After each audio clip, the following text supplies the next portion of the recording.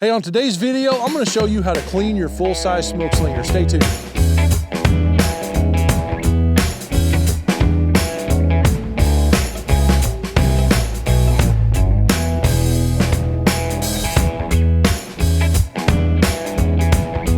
Hey, welcome to the Smokeslinger channel. I'm Frank Cox. I'm known as the BBQ Pit Engineer, and this is my full-size Smokeslinger.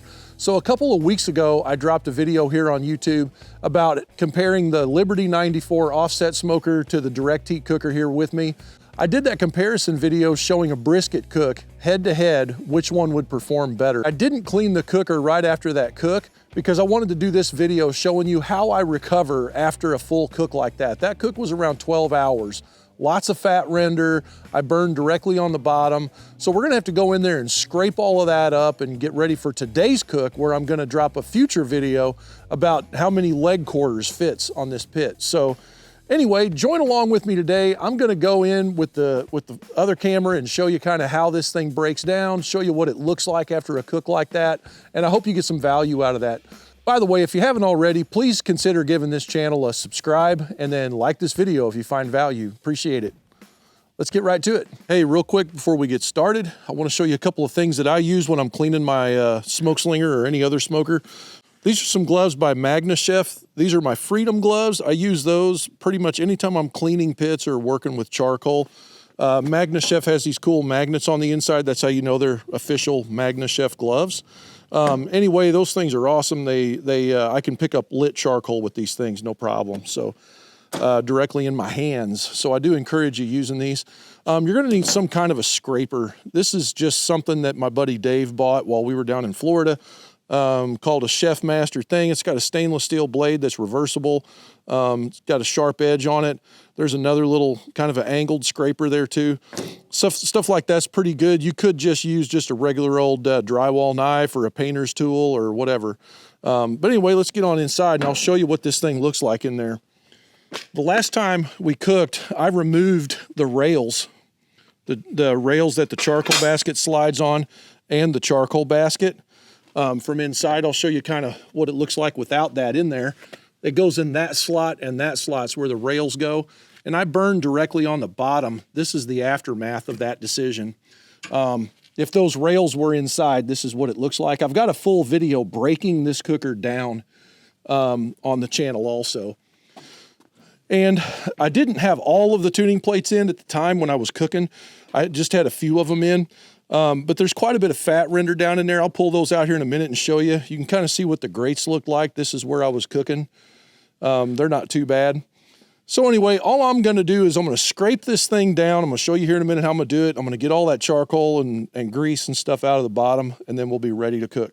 These racks, just pull those out. Here's a little better shot of how that looks. Right there, it's not too bad. That'll brush off pretty easy. By the way, while I'm thinking about it, the BBQ Nerds podcast, every Monday night at 7 p.m. Central or 8 p.m. Eastern, you can catch me and Dave live on this YouTube channel. And we talk about all kinds of Pitmaster related stuff. The last program we did was about an hour and a half long, talking about cleaning your pit. And we went into great detail about really dirty pits. So if that's you, listen to that podcast on iTunes or whatever, or you can look at the replay here on this YouTube channel.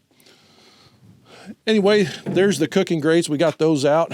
Kind of get this up in here and show you a little better. That's what they look like after they get a lot of drippings and rendering and stuff on them.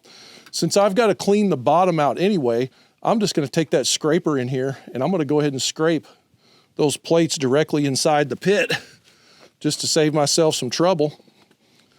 And then while we're at it, if we want to, we could flip these around in there, which will help quite a bit.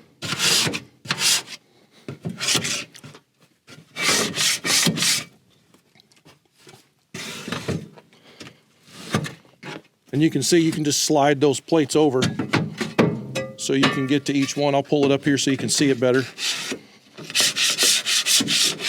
Super easy process. Just do that for every plate.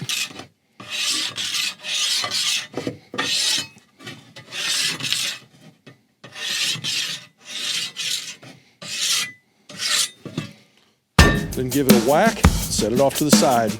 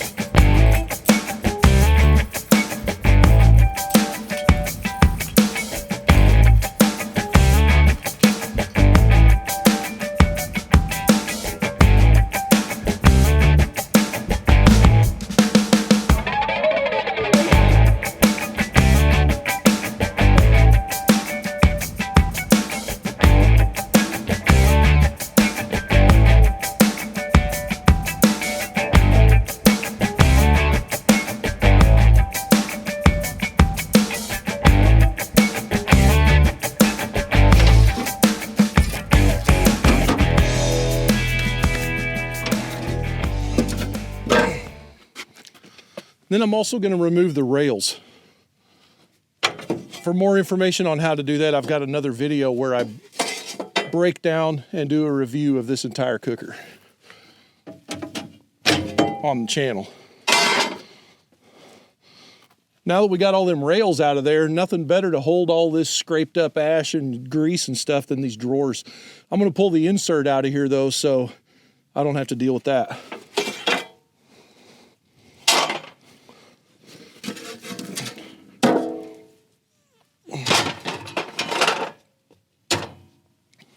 Okay, so to scrape this out, just pick up all the ash and stuff, I've just got this old metal ash pan. You can use an old shovel, whatever you want, something flat. Okay, so I don't know if it'll be easy to see or not, but there's a drain hole right here in the middle. We're just gonna try not to scrape anything out that drain hole. I'm just gonna use this scraper to just scrape the bottom of this and clean these rails off. And then I'm gonna use that ash pan that I showed you a minute ago just to clean up the pile.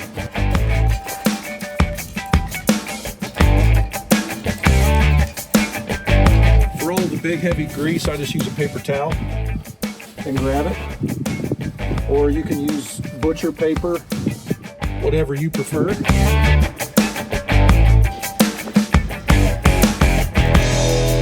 just scrape it up. And if you've got your ash barrel, like I showed you in a previous video about how to dispose of charcoal, that's where you put this.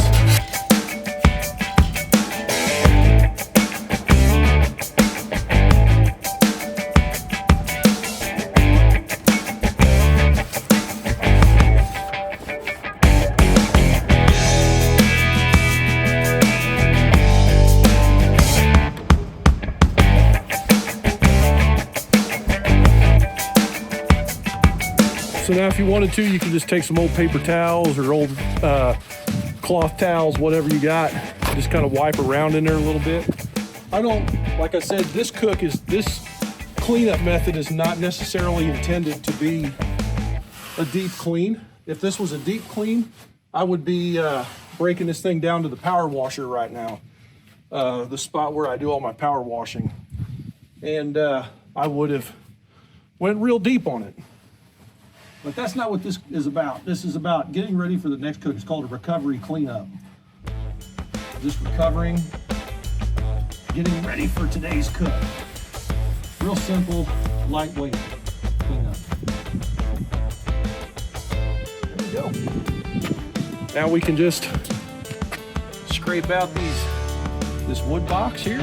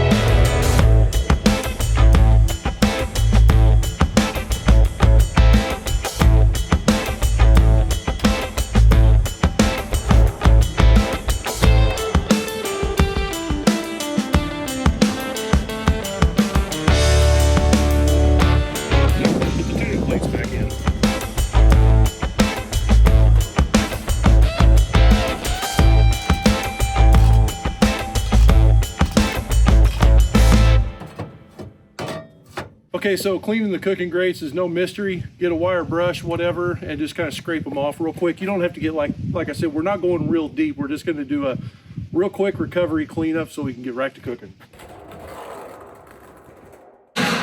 I'll just do that right over the top of my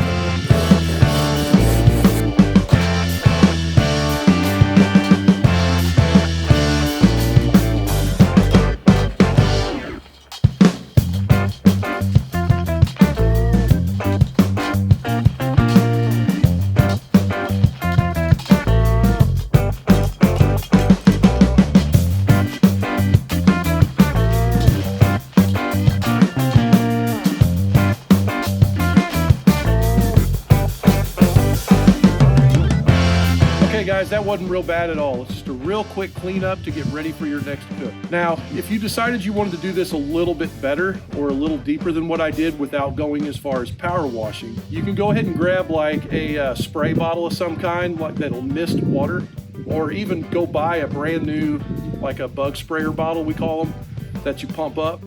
And if you use that, you can spray warm or hot water inside the cooker as it's like heat the cooker up around 300 degrees, mist the inside with water, and it'll steam off that water. That steam is gonna help release all of the liquidy sort of stuck grease that's on there, and it'll run it down the drain. Then if you let it heat back up to around 300 for a while, it'll dry the surface of the material out. Once you get to that point, then you can spray it again with Pam or whatever and re-season the inside. Truthfully, the grease that's on here right now is kind of like that coating. We want to make sure and power wash it though at some point and get all of that off all the way down to the original seasoning coat or bare metal, and then do a real good re-seasoning on it. You only have to do that about every month and a half, 2 months if you cook on it constantly. As long as you do a cleanup like this before or after, you know, every couple of cooks, you'll do really well with your full-size Smokeslinger. Anyway guys, I appreciate your time today watching this video. If you don't mind, please share it. And if you have time, give me a thumbs up on the video too. If you have any questions at all, leave me a comment. I always respond to as many comments as I possibly can. The other thing you can do too is join our private Facebook group. Go over to Facebook and type in, or click the link in the description. You're gonna go to the Smokeslinger Pit Owners group on Facebook. That group is full of customers that have these pits, that cook on them all the time, and they're happy to answer your questions, as well as Dave and myself and Dustin. So anyway, till next time, keep your smoke thin and blue. And if you want a full-size Smokeslinger or any other product we make, go to smokeslinger.com.